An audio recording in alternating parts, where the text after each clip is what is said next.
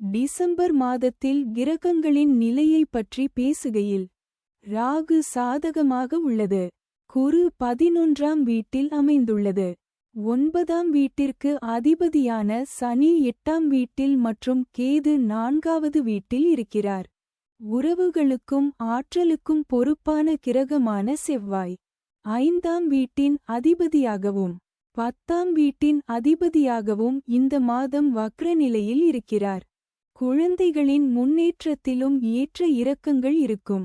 வாழ்க்கை முறை மற்றும் குடும்பத்தில் மாற்றம் ஏற்பட வாய்ப்பு உள்ளது. உங்கள் வாழ்க்கையில் வளர்ச்சி சராசரியாக இருக்கும். இந்த மாதம் தொழில் சம்பந்தமான கிரகமான சனி உங்களுக்கு சாதகமற்றதாக இருக்கப் போகிறது. இதனால் உங்கள் வாழ்க்கையில் வேலை அழுத்தம் அதிகமாக இருக்கும். வேலையில் திருப்தி இல்லாததால் நீங்கள் வேலையை மாற்ற நினைக்கலாம். 4ஆம் மற்றும் 11வது வீட்டின் அதிபதியான சுக்கிரன் 2024 டிசம்பர் 2 முதல் டிசம்பர் 28, 2024 வரை 7வது வீட்டில் நீட்டிக்கிறார்.